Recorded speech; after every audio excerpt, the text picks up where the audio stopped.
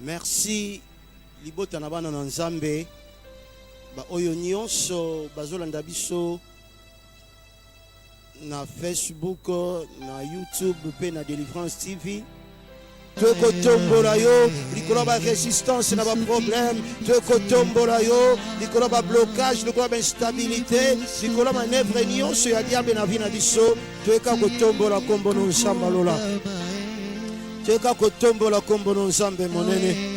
Teka kotombola kombo no mosantu, teka kotombola kombo no liziba na bomo, teka kotombola kombo no liziba na ngolu, teka kotombola kombo na yo mosantu, mosantu, mosantu, mosantu, mosantu, mosantu, mosantu, Nzamba lola, tombwa mana yo, tombwa mana yo, tombwa mana yo, tombwa mana yo, dans le nom de Jésus-Christ, alléluia. Bien-aimé, tu continues que tombe la combo na Yesu Masia. Ta Bible est dans le livre de Daniel, le chapitre 2. Notre Dieu, c'est celui qui gère le temps et les circonstances. Tu tombe la combo na ye. Bien-aimé, quel que soit mon peuple tombongé, Nzambe na biso abongwanite, il est toujours le même. Nzambe na biso azaka bolingo, Nzambe na biso abongwanite, angwana tunika to tombo la kombo na ye, likola mon peuple, likola bambonge onyoso ningisi mokili mobimba, eningisi bikolo, eningisi bingumba, eningisi bamboka, eningisi mabota, biso to tombo la ka kombo na Nzambe, na kombo na Yesu Masia, alléluia. Yesu Masia, c'est toi qui gères le temps, c'est toi qui gères les circonstances. Teko tombo la kombo na yo, kolo ya mbonge oyo ya coronavirus. Teko tombo la kombo na yo, nikola maladie oyo eningisi le monde entier. Teko tombo la kombo na Yesu, teko tombo la kombo na Mosungi, teko tombo la kombo na Nzamba solo, teko tombo la kombo na Nzambe monene, teko tombo la kombo na yo, makasa ba onyoso ba lebi pe ba bukisi elikia. Teko tombo la kombo na yo, teko tombo la kombo na yo, teko tombo la kombo na yo, teko tombo la kombo na Nzamba lola, teko tombo la kombo na Nzamba solo, teko tombo la kombo na Nzambe na biso. Tombo mana yo, likola ba complication, tombo mana yo, likola mbonge, likola ravage nyos o coronavirus enango, kolo teko tombo la kombo na yo. Tombo ma musanta lola, tombo ma musungi monene, tombo ma liziba na bomoy, tombo ma liziba na ngolu, tombo ma Nzamba lola, tombo ma Nzamba solo, tombo ma nyosha biso motuya, tombo ma Jésus, tombo ma Jésus, tombo ma Jésus, tombo ma notre Dieu, tombo ma Jésus, tombe ma Jésus, tombe ma le Père éternel, tombe ma le Père de gloire, tombe ma la main cachée, tombe ma Jésus, tombe ma le Seigneur, tombe ma le grand Dieu, tombe ma la main cachée, tombe ma Yesu, tombe ma tomba ma Yesu mosantu tozo tombola kombo na yo, tozo tombola ka kombo na likola korona, tozo tombola kombo na yo Nzambe, tozo tombola kombo na yo na moma oyo kotikala Nzambe mosungi malamu eza oyo na moma oyo tokotombola kombo na yo pote yo nde nyonso ya biso, yo kaka elika ya suka, yo nde makasi na biso, yo nde nyonso ya biso na moma oyo papa dona ba adresse mibale te, dona ba adresse misatu te, kobele yo kumama na yo, etolama na yo, sanzolama na yo, na kombo na Yesu Masia, na kombo na Yesu Masia. Bien-aimé dans le Seigneur, tombola maboko na yo, tozo koba kozala liboso na Nzambe, tombola maboko na yo, tombola maboko na yo, toza kobondela. Et bien-aimé, kende kobelela makila na Yesu Masia, na butwa lelo, e bomba libota na bino, e bomba vina yo, e bomba nyonso ya yo, kende komi shipa na makila na Yesu Masia, maladie koya na gauche, koya na droite, e mona yo te bondela na kombo na Yesu Masia, alléluia. Mon santo alola, mon santo alola, te komi boa kepa na yo, tikate makila o shopana kine kulusu Yesu, makila no yantalo, oh mon santo, makila no yantalo, e bomba biso, e jipa biso, Ejipa biso. Ejipa biso Yesu. Le sang ejipa biso. Et rendre biso invulnérable. Ma flèche peut ravager nyonso coronavirus. Le sang ezala pona biso un bouclier solide. Le sang ezala biso un appui sûr. Le sang ezala pona biso une forteresse. Oh Yesu. Oh Yesu. Makilano yantalo. Makilano yantalo koshipa. Makilano yantalo kobomba. Makilano yantalo kobatela. Makilano yantalo koshipa pe kobomba biso. Makilano yantalo kobomba. Makilano yantalo koshipa biso. Na kombo na Yesu. Na kombo na Yesu. Mo santo lola. Topusani liboso na yo. Zamba lola. Tomoni na livre Psaume chapitre 23 na verset 5. David azokobelela. Quand je marche dans la vallée de l'ombre et de la mort, je ne crains aucun mal. Ton bâton et ta houlette me rassurent. Quand je marche dans la vallée de l'ombre et de la mort, je ne crains aucun mal. Bien-aimé, tozokende komi bomba lisusu et pas Yesu Masia, quel que soit le temps que nous sommes en train de traverser, quelles que soient les circonstances.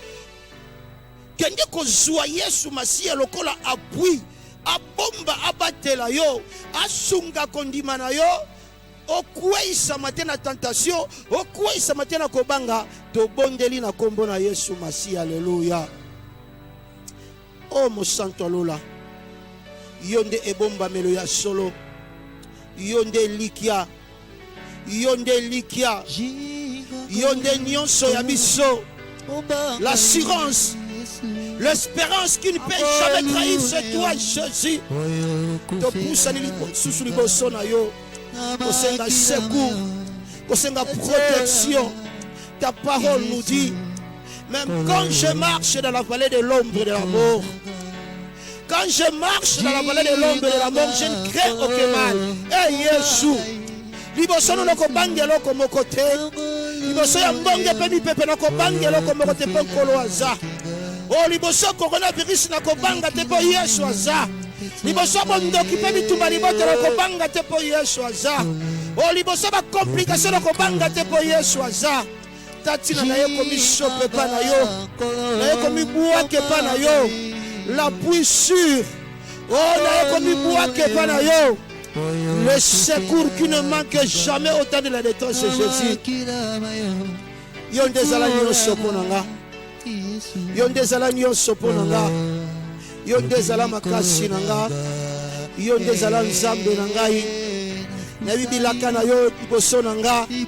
Si oloba nanga na kotika yo te Dominique, na kotika yo te Peniel, na kotika yo te, na kotika yo te, na kotika yo te libota bana nzambe, na kotika yo te mwana na nzambe. Bisika yo zali bondela nelikia, zala bondela nelikia. Loba toujours Yesu Masia za l'assurance pona yo, za la protection pona yo. Ya butu pena moi, maloba na ye eumela kati na yo, alléluia. Oyo lobaki Seigneur ekoma mosuni. Oyo lobaki elata nzoto. Nazala bosenga ya sécurité pe ya protection na yo. Nazala besoin ya grâce na yo. Nazala besoin oh mon Dieu ya attention na yo en tant que le bon berger. Na vie na ngai, na mosala na ngai, na libota na nga, na bana na ngai. Nazala bosenga ya attention na yo. Na kombo na Yesu, alléluia. Bien aimé, tombola maboko place oza. Tombola maboko. Kendo kobelela. Loba na nzambe afungola likolo. Likolo ba oyo nyonso ba landa landa kayo, ba contrôle ka vie na yo, ba limita kayo, ba chela ba barrière. Ba nyonso ba sala ki ke yo sala mutu esengote. Loba na nzambe panza likolo moto ekita. Tobondeli na kombo na Yesu. Alléluia. Moto na nzambe kita. Alléluia. Moto na nzambe kita. Alléluia. Moto na nzambe kita. Ba onyos ba so compliqué vie. Ba onyos ba landa la ngai. Oh ba onyos ba so contrôler vie na ngai. Ba oyo nyos ba so limité. Ba onyos ba chelanga ba mur. Moto na nzambe ekita likolo na bango. Na kombo na Yesu. moto na nzambe ekita likolo na bango na kombo na Yesu. Moto na nzambe ekita likolo na bango na kombo na Yesu. Moto na nzambe ekita likolo na bango na kombo na Yesu. Le feu de Dieu, le feu de Dieu ekita etumba na kombo na Yesu. Bien-aimé, tozobondela pour les ennemis, pour les amis ennemis bazala ko compatir na malheur na biso bayaka pe ko pesa contribution nzoka nde bachola kabiso nzoka nde bango bazali ba source ba promoteur ya ba complication bien mais place nyonso bazala kapé place nyonso ba operaka les amis ennemis belela moto na nzambe ekita etumba bango na kombo na Yesu Masiya. Alléluia. Bondela bondela moto na nzambe, moto na nzambe ekita kotumba baonyonso bazaba ami ennemi, baonyonso bazaba ami ennemi. Moto na yo Yesu, moto na yo Yesu ekita likolo na bango les amis ennemis. Moto na yo ekita likolo na bango bazika bapela, bazika bapela na kombo na Yesu. Les amis ennemis ba onyos baka pe ko compatir basalaka semblant ko zana biso elongo, bazaka semblant ko compatir na ba douleur ba complication ba pasi na biso. Les amis ennemis moto na yo nzambe, moto na yo nzambe ekita likolo na bango bazika bapela na kombo na nguya na Yesu. Alléluia. Bien-aimé, tozobondela loba na nzambe akitisa confusion na kaya banguna na yo ba oyo nyonso ba controlaka, ba oyo nyonso ba landaka yo, ba oyo nyonso ba simba dossier, ba oyo nyonso ba simba registre ya libota na bino bazalaka na kombo na yo na kati bayebi yo quelque soit bisika yo sa quelque soit kwe ya monde e bazalaka prêt kosala yo mabe. Bondela nzambe akitisa puissance ya confusion au nom de Jésus. Ba kote na confusion bondela bondela au nom de Jésus. Confusion ekita, confusion ekota, confusion elata bango na kombo na Yesu, na kombo na Yesu, na kombo na Yesu. Ba onyoso ba vandela kombo na nga, ba onyoso ba vandela vie, ba onyoso ba contrôlaka à gauche à droite, ba yebaka même ona kosala, ba yebaka makambo esoyela ngai, ba kota na confusion, ba kota na confusion au nom de Jésus, au nom de Jésus, au nom de bien-aimé. Tolingi sika wato yoka maloba na nzambe isiko zali bongisa Biblia na yo, block notes na yo biki cha pembeni. Tolingi to yamba maloba na nzambe. L'homme de Dieu oyo nzambe abongisaki, notre papa l'apôtre Walo Mutsenga Malachi, la parole est dans sa bouche. Tango azo pusana tozobetela Yesu Masiya maboko makasi.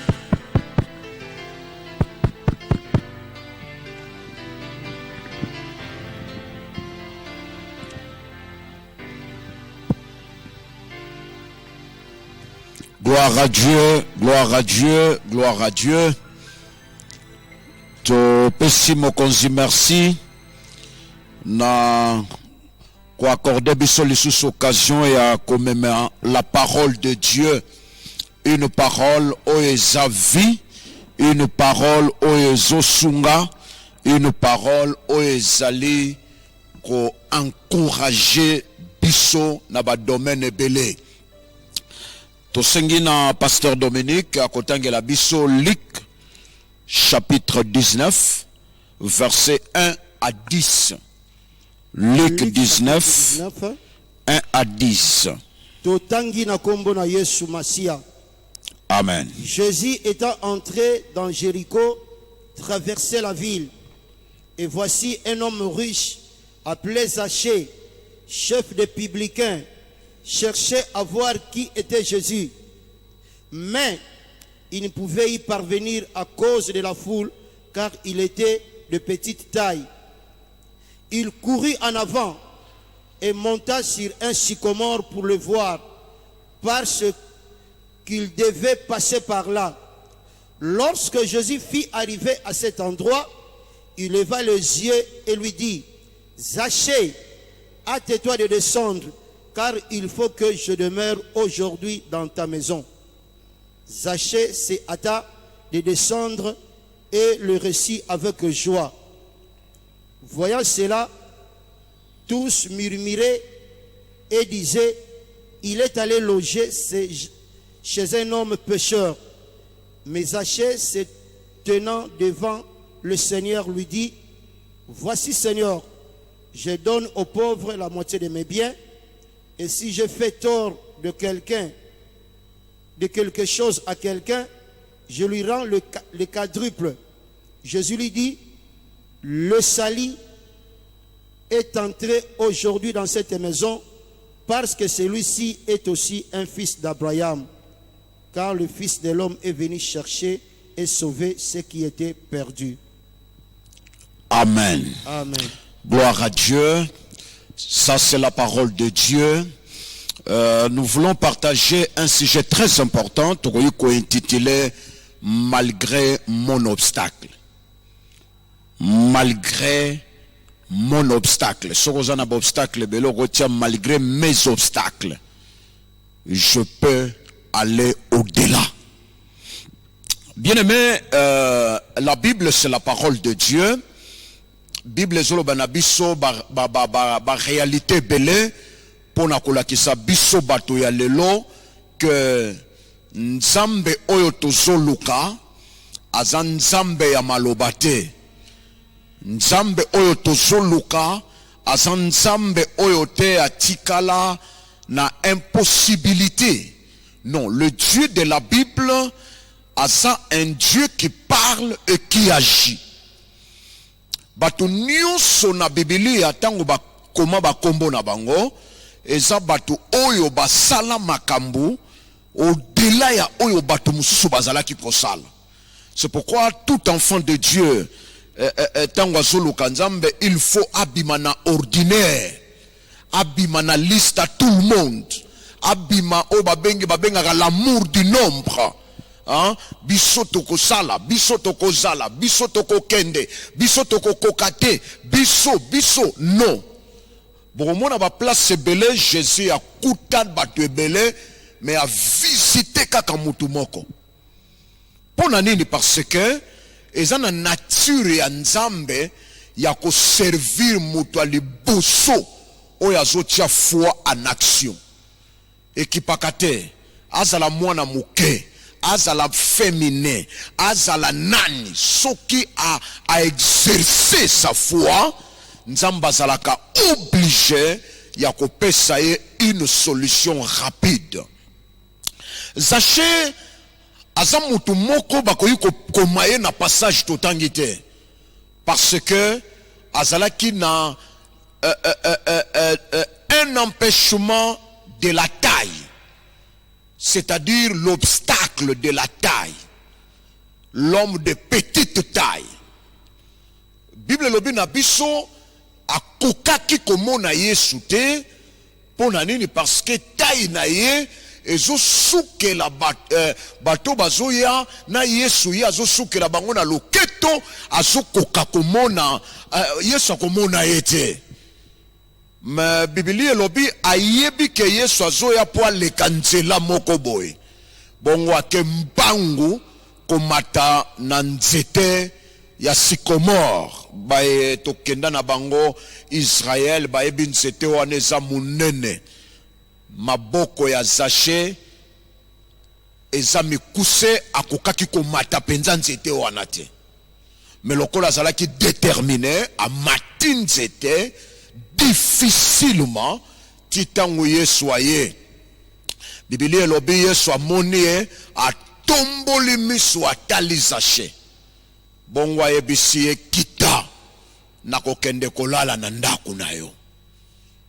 Bien-aimé, et là on a s'appelle l'angoisse liboso, Jésus a soulevé à tombo limisu. Alors que bato nyonso bazala ki kotambola na Yesu po atala bango atombola ki misu te. Bato nyonso bazali ko sala marche na Jésus bazokende azotala bango normal. Mais Zacha sali loko moko oyo tout le monde basala te. Eli koloba ko tombola mokonzi miso likolo alobi nanu na tombo ma miso na tala likolo tina niveau anate pour voir quelqu'un. Alors, oya tombolinga miso, il faut azwa privilège, azwa faveur. Nine salami, Yesu a sali geste oyo, batu mususu basala kate.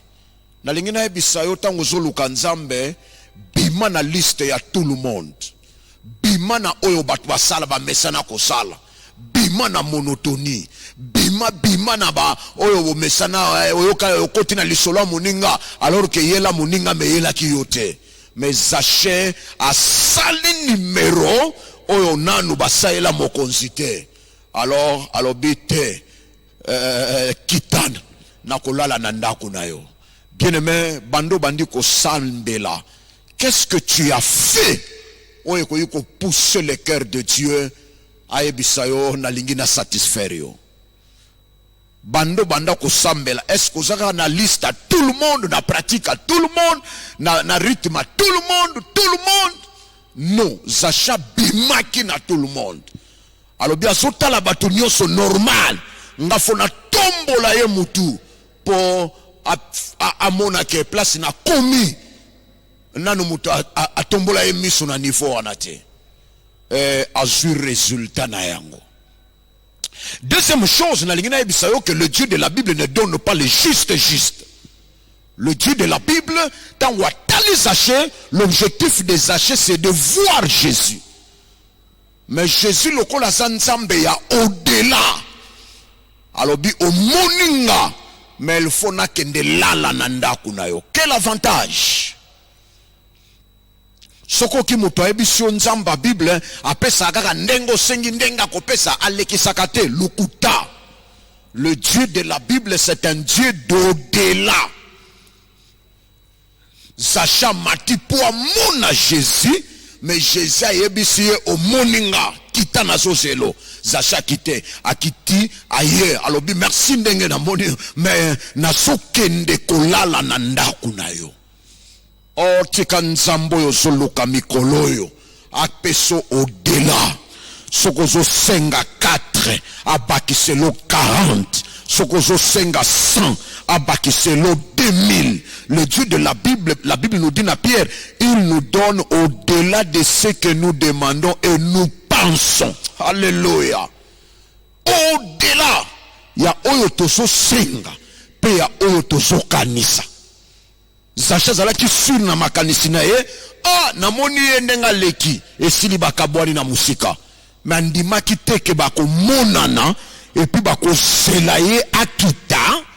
Et deuxièmement, andimaki te bako yebisa ye, il faut tolala no esika moko.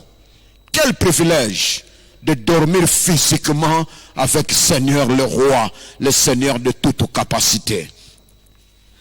Na webisa mutumoko soyo kanga nzamba Bible, le Dieu de la Bible ne donne pas juste.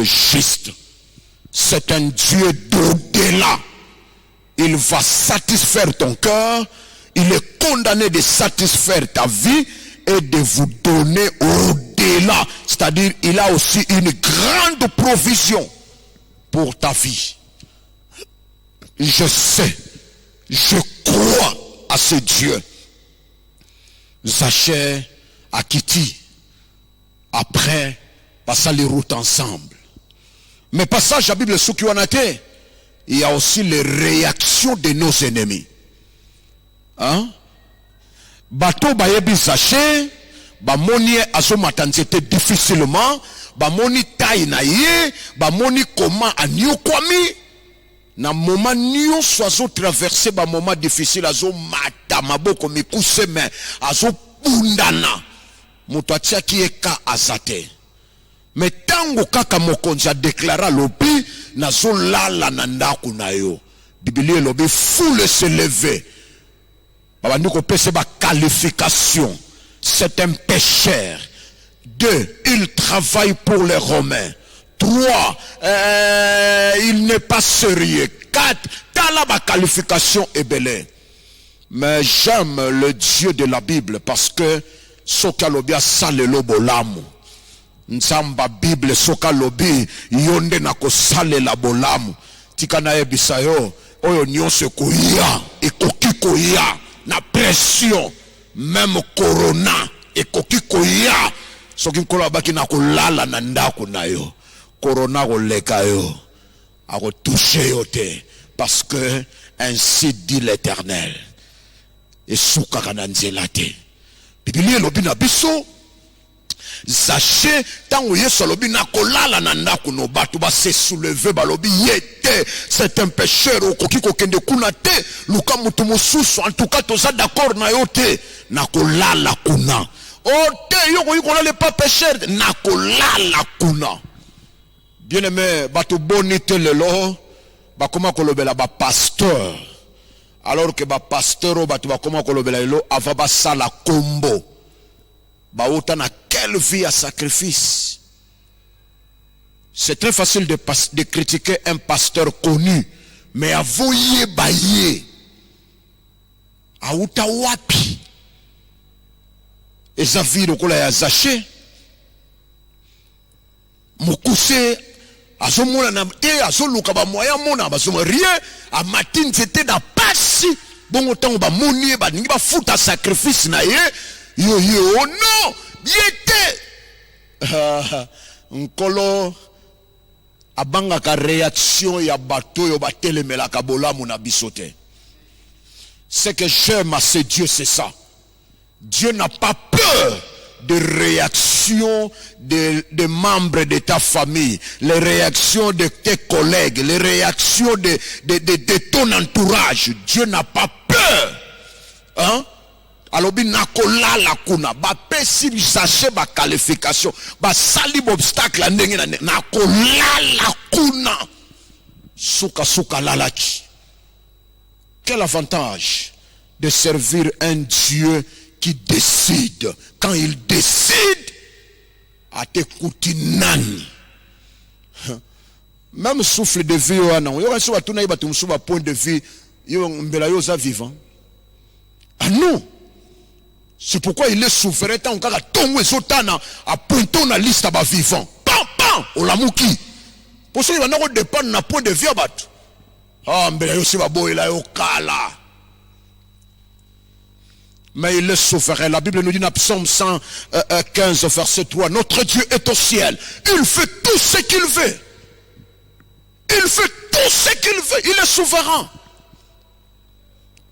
Zaché tango azo nyoko makomata na nzete, tango azo bunda maboko mikuse, abunda na glisse, na mona nzete wana na miso na nga bandeko. Eza nzete n'importe kia ko yiko matatina niveau likolote. Nzeta munene amati difficilement. Et le Dieu qui paye nos sacrifices, tango azo futa ale batu baye balobi ote yete azo mérité okende kupa na yete bongo tanga bandako matanzete bolobela ki yete pourquoi tika na yebisa yo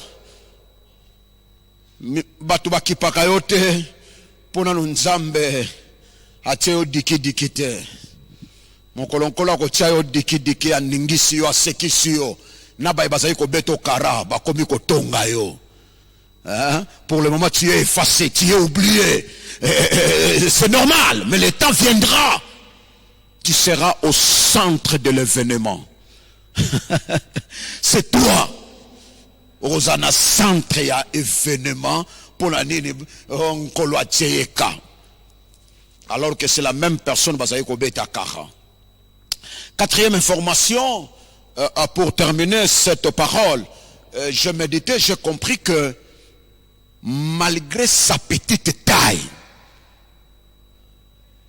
il a motivé le cœur du Seigneur. Yakokende kola le panaï.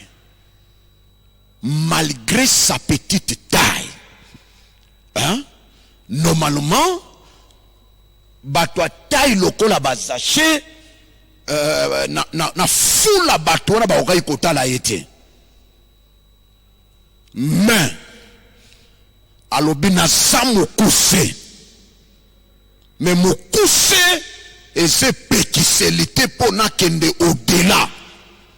Qu'est-ce que je peux faire pour créer histoire avec ce Dieu? Qu'est-ce que je peux faire malgré ma taille pour renverser? Qu'est-ce que je peux faire pour écrire mon nom parmi les gens Oyo Seigneur a visité qui? Qu'est-ce que je peux faire malgré ma petite taille? Il a réfléchi et il a réfléchi au-delà. Au-delà comment amati na nzete oye leki na mulai et tant amati likolo nzete aleki tout le monde na mulai. Oh, bien-aimé, il y a un quatrième point. Malgré votre obstacle, je ne sais pas quel obstacle oyo bosolo bela mikoloyo. Hein? Ce que ça qui yo saché mbela lero yo vandi ozo vandi ombelo ça qui a ta déplacement hein mbelo zo développer obstacle ah ngaye ce qui nazala ki mulai mbela lero ngape na moni ah ngaye ce qui nazala ki mulai mbela ngape lero na landina sima lokola bato nyonso pona nini na salama mukuse ah ngaye ah mulai ah kozala mukuse mabe na vie ah ngaye wana engeke sala yo mais achete jasa alobino basalanga na petite taille mais eloko ekoki ko matisanga koleka taille nanga esali. Il a trouvé la solution. Dans ta vie, osakaka na faiblesse te, osakaka na manquement te, osakaka na obstacle te. Vous avez aussi des potentialités. Vous avez aussi des solutions. Vous avez aussi des orientations que le Seigneur prépare pour introduire ta vie dans la cour des grands. Évitez de développer ton obstacle. Obstacle n'a pas solution. Mais devant l'obstacle, il faut poser la question, qu'est-ce que je peux faire pour surmonter? Il est écrit dans la parole, ne te laisse pas vaincre par le mal, mais surmonte. Écoutez le verset, surmonte le mal par le bien. Surmonte l'obstacle. Romains chapitre 12 au verset 21 à 24. Surmonte. Donc c'est votre devoir. Sachez aujourd'hui, à comment la Bible a mis baki qu'est l'homme de petite taille. Mais, a provoqué et lokoyo, bato milai basalate. Et a transféré Jésus kolala nanda kunaye, oye kamusa mokili. Mais les kamouane salama. Aujourd'hui, son nom est dans la Bible. Comme Mokoya Bato Batelemisa cortège. Et puis, Mema Mokonzia Kende Kulala. Nangina Ebisayo, Vina Weko Bonga na ba regrette. Vina Weko Bonga na ba plainte te. Vina Weko Bonga te na ba si. Ah, si seulement si. Ah, soki.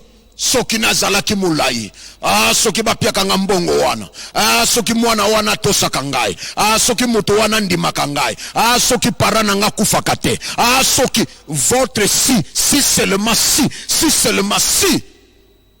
Et ça n'a rôle té na présent et puis na futur. Le passé est déjà passé, mais il faut écouter l'orientation du Saint-Esprit. Qu'est-ce que tu es condamné de développer? À part votre obstacle, à part votre incapacité, mais vous avez aussi des potentialités. de développer. Vous avez aussi des capacités que Dieu a mis en toi. Oye komatisa vino na valeur. Nangina ebisayo makamu nyonso erata. Oyo nyonso simbate. Oyo nyonso salamate.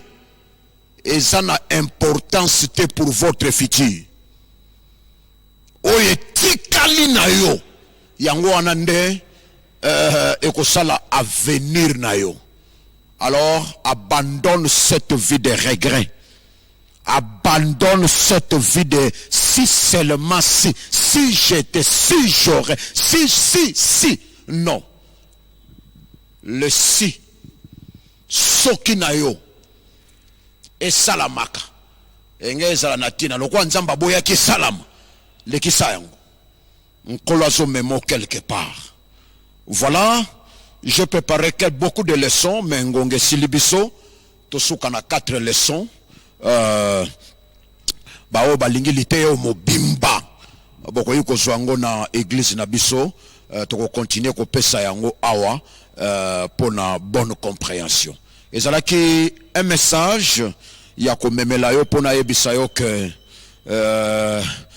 mbala nyoso diable azoko amplifier l'obstacle des complications, mais n'oubliez pas le Saint-Esprit va vous révéler aussi une solution pour surmonter votre obstacle.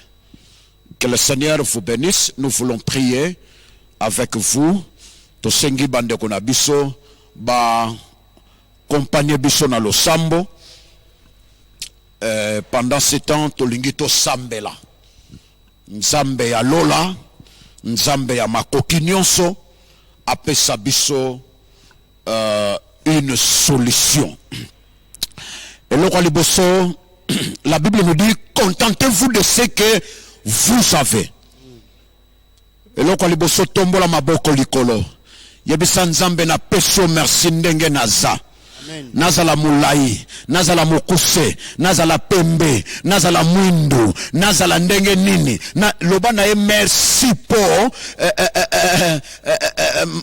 mon existence a une signification. Amen. Hein? Biloko tonga to bakse la bino ya wana, ton existence a une signification. Amen. Parce que pona bato mususu sachez ki mokuse ne ezana tinate. Mais pona lola falaza la mokuse po amema cortège na ndaku na ye. Alléluia. Bien-aimé, pesa kaka nkolo merci, loba nkolo na peso merci. Ataba finga kanga, ataba tonga kanga, ataba lobela kanga na zaboue. Mais je te loue de ce que je suis une créature si merveilleuse. Alléluia. Je te rends grâce parce que je suis et ce que je suis par ta grâce. Alléluia. Prions le Seigneur. Alléluia. Zambalola.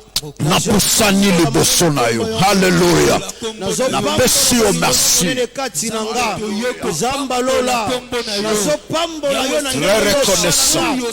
Très reconnaissant. Très reconnaissant. Très reconnaissant. Oh Dieu, oh Dieu, oh Dieu. Naza très reconnaissant. Na oyo olinga nazala. Yo moto salanga ndenge nazali. Oh, je te rends grâce de ma nature. Je te rends grâce de mes enfants. Oh Dieu, oh Dieu. Je te rends grâce. Oh le Seigneur de gloire. Oh le Dieu de gloire. Oh le Dieu tout-puissant. Oh le Seigneur qui travaille. Alléluia. Alléluia. Alléluia. Alléluia.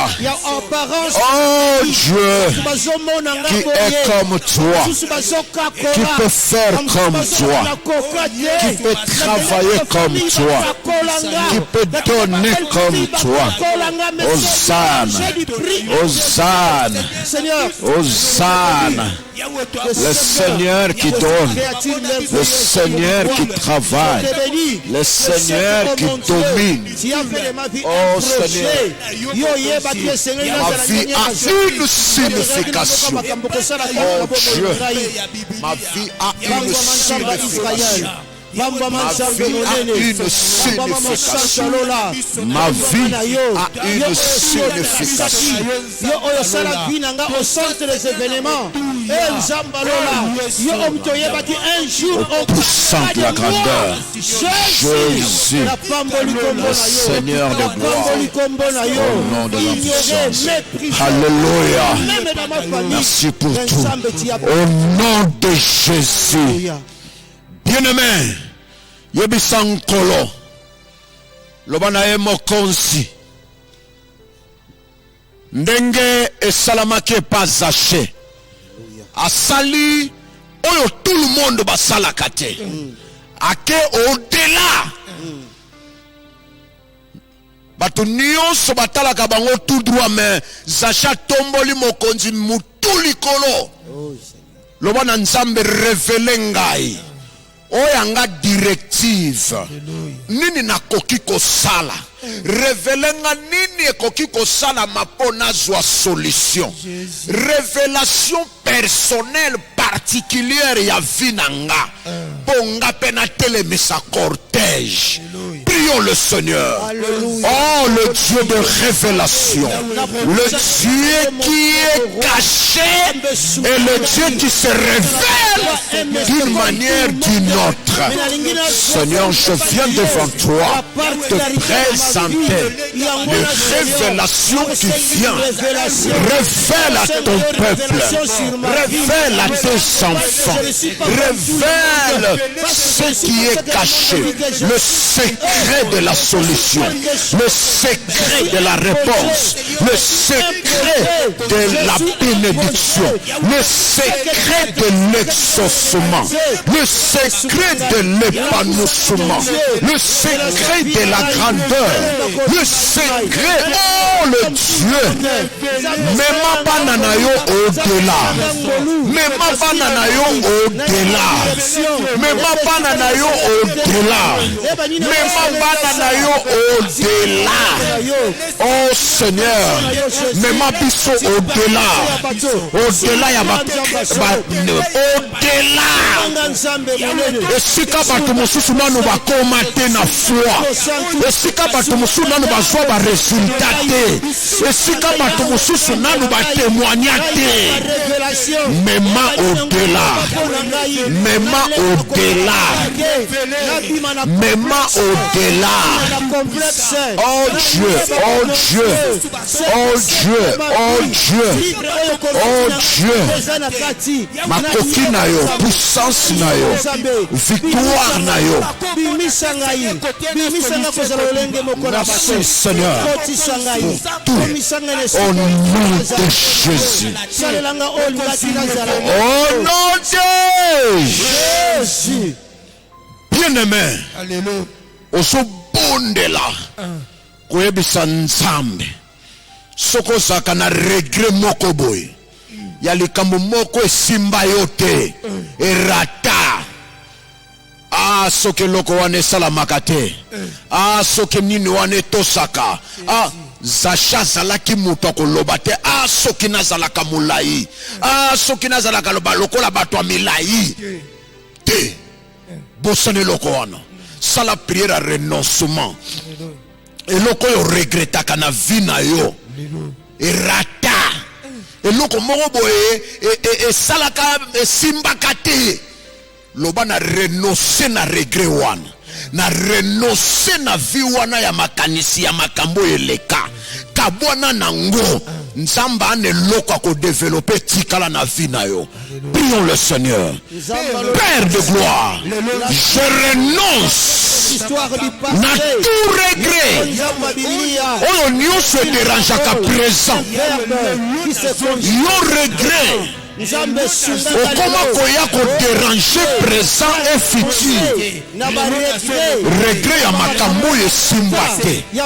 Regret ya makambo ye rata. Regret ya makambo yo esleka malamu.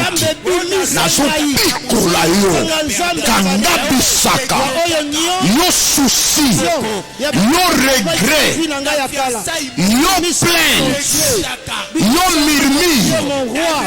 alekanga bisaka na yo bima ozopika place oza na place te alekanga bisaka longwa bima yo regret ozopikwama ozokende ozopikolama. Je sais mon rédempteur est vivant, je sais mon Dieu est capable, je sais le Dieu qui travaille pour nous donner la vie est capable.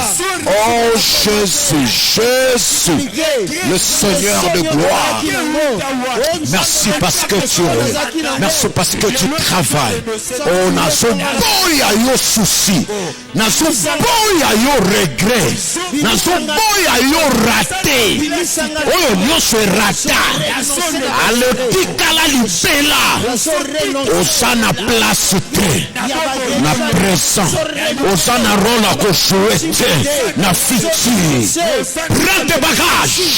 Sors par le nom puissant de Jésus-Christ, le vainqueur, le Seigneur, le Dieu qui travaille et le Dieu qui domine, au nom puissant de Jésus-Christ.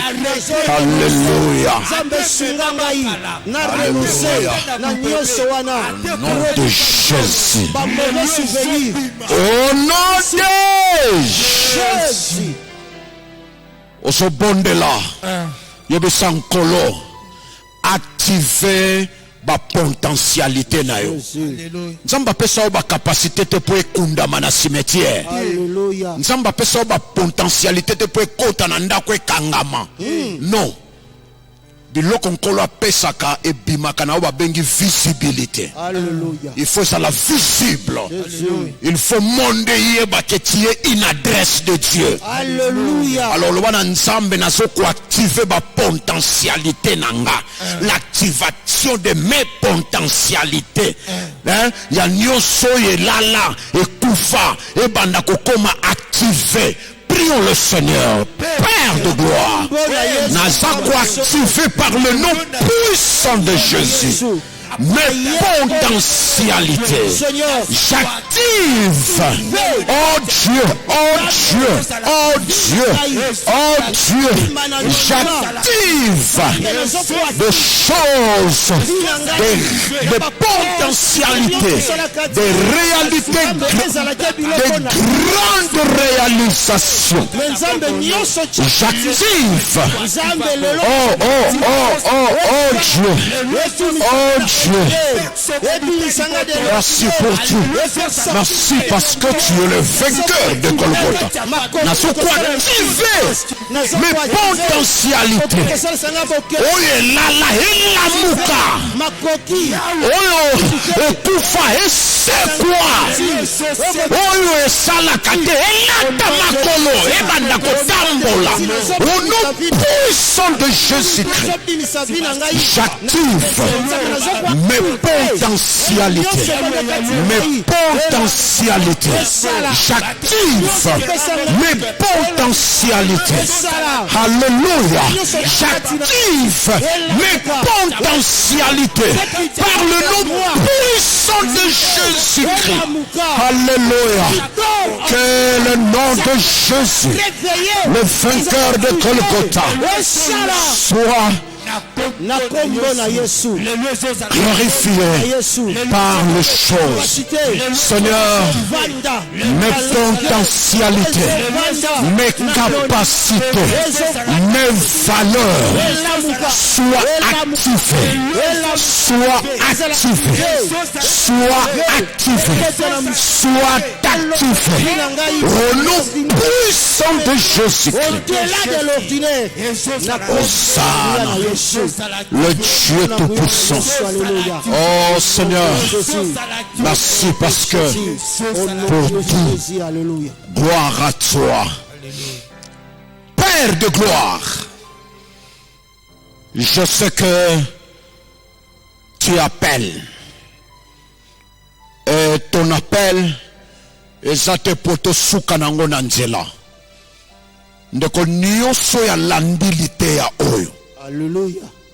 kotisa ye na centre ya événement Oh Jésus. azala provocateur ya bévénement ya minene na famille ya provocateur ya ba grande réalisation esika yo nanu moto moko takoma na famille ya koma loboko na yo elakisaka oza nzambe oyo monaka kaka te bamankema na biso mais oza mpe nzambe oyo oactivaka bapotentialité.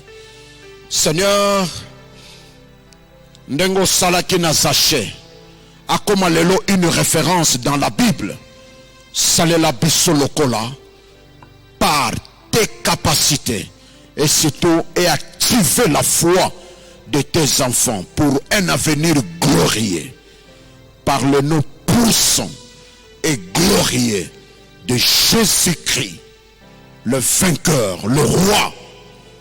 Nous t'avons ainsi prié.